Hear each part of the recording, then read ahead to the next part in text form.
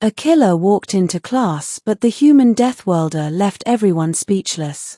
The day began normally. The lecture hall hummed with low chatter, datapads flickering as alien cadets prepared for the day's lesson on planetary survival. The Interstellar Academy prided itself on discipline, but students were still students, nervous, distracted, whispering about exams and training drills. I sat near the middle row, my fronds curling uneasily. Not because of the lesson, but because of the human. Daniel Holt, our sole Deathworlder cadet, was slouched in his chair, arms folded, looking bored. To the rest of us, the academy was grueling. To him, it seemed like play. He endured pain, cold, and hunger with a grin that unsettled everyone. Unnatural, one of my peers muttered. They say humans enjoy danger. I wanted to deny it. But I'd seen enough to know it was true. And then the door opened. The killer enters. At first, I thought it was another instructor. Tall, cloaked, carrying a case. But the air changed, thick with menace. Every instinct screamed danger. The figure stepped into the light. Armor glinted. Weapons bristled. A hired killer. Panic erupted. Cadets scattered, scrambling under desks, wings fluttering, claws scraping the floor. A dozen different species, all trained for survival, reduced to frightened prey. The assassin strode forward, calm and deliberate. His voice cut through the chaos. One target. The human. Every gaze snapped to Daniel. The human's response. He didn't move. While the rest of us trembled, Daniel stayed in his chair.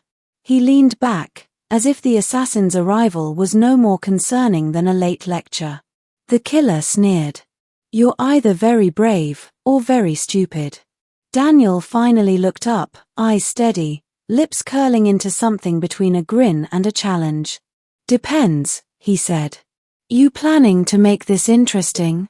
The room went silent. Even the assassin hesitated. The confrontation. Weapons hissed free. Energy blades glowed. The assassin stepped forward, muscles coiled for the strike.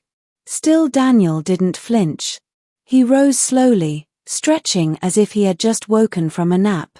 No armor. No weapon. Just his uniform. You've got guts showing up here, Daniel said, voice low, steady. But you picked the wrong classroom. The assassin lunged. The blow should have cut him down. But Daniel moved with terrifying speed, sidestepping, twisting, seizing the killer's wrist. A snap echoed. The weapon clattered to the floor. The cadets gasped. Daniel didn't stop. He slammed his elbow into the assassin's chest, driving him back into the wall hard enough to crack the plating. The killer wheezed, stunned. Daniel tilted his head. Still interested in continuing? The fear in the room. It wasn't just the assassin who looked shaken. Every cadet stared in horror. We had been taught that humans were strong, yes. Resilient. Adaptable. But nothing had prepared us for this casual dominance, this refusal to fear death. The assassin had trained his entire life to kill. Daniel treated him like a nuisance. One cadet whispered, his smiling. And he was. Daniel's grin was sharp, feral, the look of a predator that had already won. The end of the fight. The assassin, desperate, drew a hidden blade and swung. Daniel caught the strike with his bare hand. Blood welled where the edge cut his palm. He didn't even flinch. Instead, he leaned closer, eyes burning. You should have stayed out of my classroom. With a twist and a brutal shove, he disarmed the assassin again and dropped him to the ground. One boot pressed to the killer's chest, pinning him like prey. Silence reigned. None of us dared move. Finally, Daniel looked up at the rest of the class. His voice was calm, almost mocking. Lesson 1, he said. Never panic. Fear makes you sloppy. Aftermath. Security arrived minutes later, dragging the battered assassin away. Instructors barked questions, demanded explanations, scolded us for failing to maintain composure. But no one listened. We were still staring at the human, standing there with blood on his hands and a grin on his face, like nothing unusual had happened. The bravest cadets in the galaxy had hidden under desks. The killer had failed. And Daniel Holt, the Deathworlder, hadn't even looked afraid. The whisper that followed. That night, in the dormitories, whispers spread. He caught the blade with his bare hand. He smiled while bleeding. He didn't even need a weapon. Fear grew, but so did something else. Respect.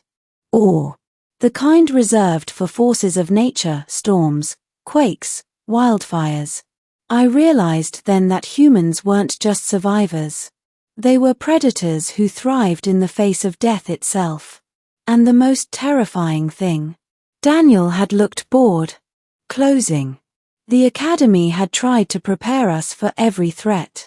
But there was no training, no simulation, no weapon that could prepare us for a human who refused to be moved, even when a killer walked into class.